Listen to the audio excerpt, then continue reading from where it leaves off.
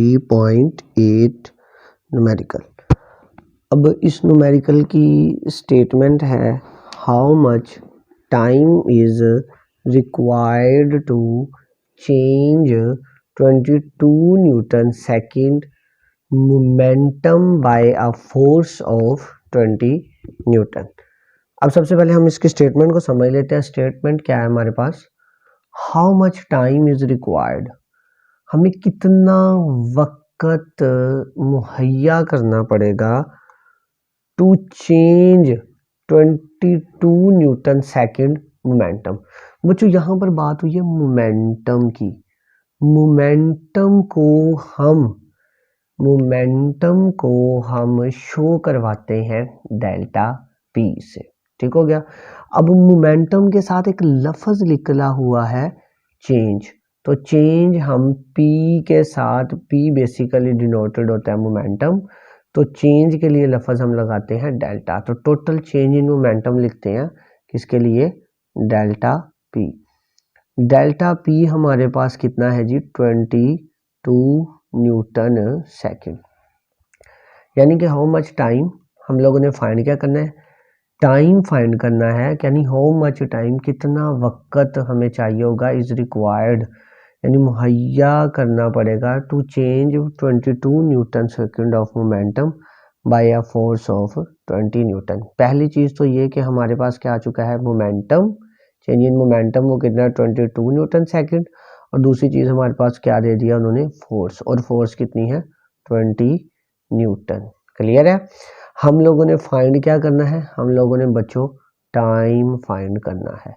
हमारे पास फार्मूला होता है एज वी नो दैट, हम लोग जानते हैं कि हमारे पास फार्मूला होता है F is equal to delta P over T।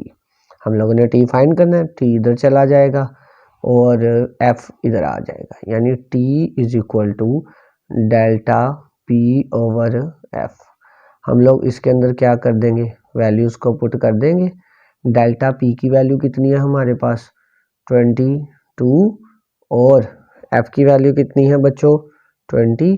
जब इसको इसके अंदर पुट करेंगे हमारे पास आंसर आ जाएगा time is equal to 1.1 second, और ये हमारे पास क्या होगा, आंसर होगा कि हमें इतना टाइम चाहिए 22 न्यूटन सेकेंड मोमेंटम के चेंज के लिए, और फोर्स कितनी लग रही हो 20 न्यूटन। ये तो न्यूमेरिकल हो गया हमारा क्लियर। अब बच्चों अगला न्यूमेरिकल है, वो है जी, ये वो न्यूमेरिकल रिलेटेड है किसके, टॉपिक जो हमने पढ़ा था फ्रिक्शन के,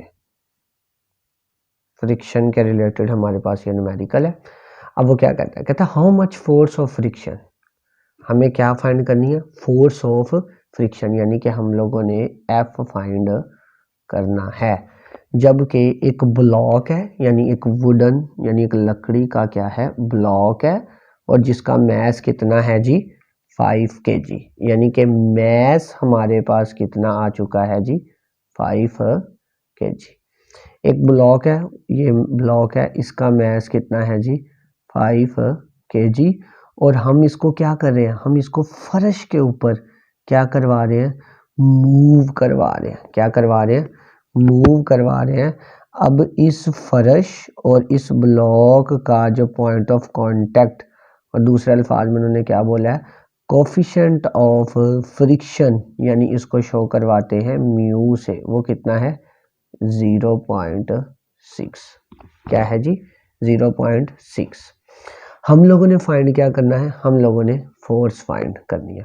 अब बच्चों फ्रिक्शन के टॉपिक में हमारे पास जो फोर्स होती है, फोर्स ऑफ फ्रिक्शन, वो हमारे पास होती है F is equal to mu R के।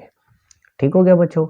अब हमारे पास यहाँ पर म्यू तो है, बट एक प्रॉब्लम बन चुकी है कि हमारे पास यहाँ पर R नहीं है, और R हमारे पास होता है इक्वल W के, और RW इज इक्वल टू होता है mg के, यानी हमारे पास जो R आ गया वो R किसके इक्वल आ जाता है mg के। ठीक हो गया। अब हमारे पास बच्चों मैस है, अब यहाँ से हम R फाइंड कर सकते हैं। आर किसके इक्वल आ जाएगा, मैस mg, m की वैल्यू कितनी है जी 5 और g की वैल्यू कितनी है 10 जो हमारे पास जनरल होती है।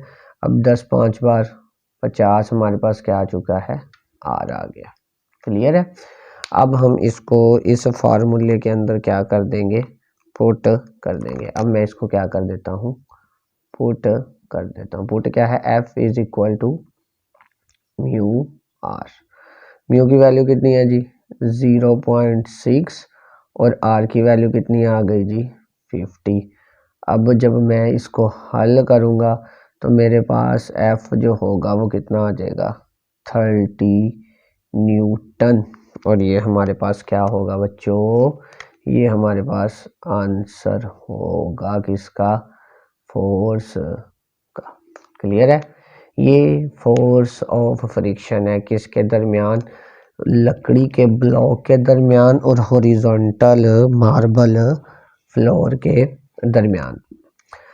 बच्चों मोस्ट इम्पोर्टेंट, मोस्ट यानी very very very very important numerical इस चैप्टर का, जो कि पास्ट पेपर में भी बहुत दफ़ा आया हुआ है। आइए हम देखते हैं ये क्या होता है, इसमें क्या न्यूमेरिकल है। ये कहता हाउ मच सेंट्रीपिटल फोर्स, कितनी सेंट्रीपिटल फोर्स क्या होगी, नीड हमें ज़रूरत होगी टू मूव अ बॉडी, यानी एक बॉडी एक सर्कल के अंदर मूव कर रही है, ये सेंटर से उसके ऊपर फोर्स लग रही है। अब सेंटर से उसके ऊपर जो फोर्स लग रही है, इस फोर्स को हम क्या नाम देंगे, सेंट्रीपिटल फोर्स का नाम देंगे।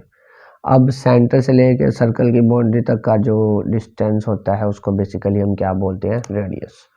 अब उसने क्या दिया कि एक बॉडी है वो क्या है, सर्कल के अंदर क्या कर रही है, मूव कर रही है।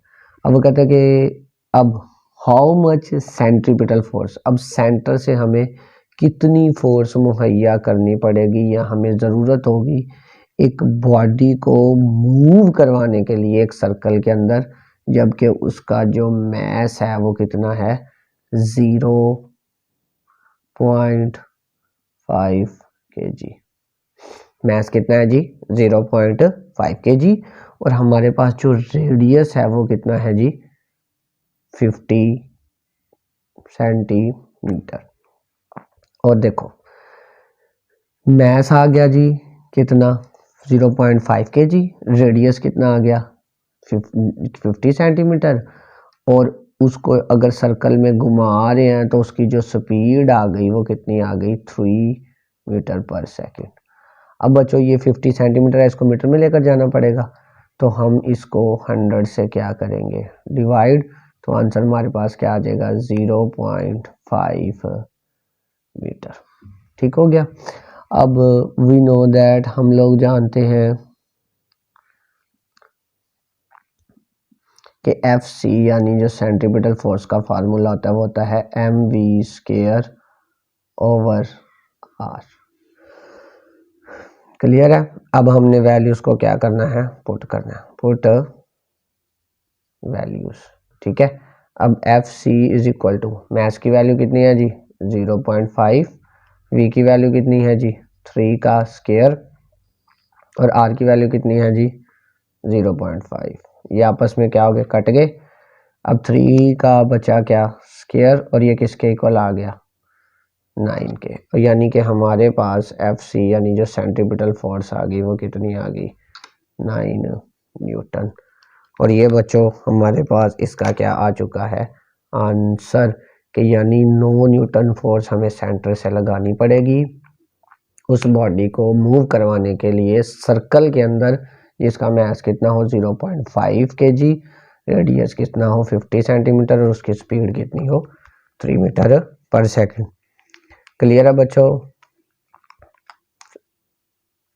ओके बच्चों, अल्लाह हाफिज।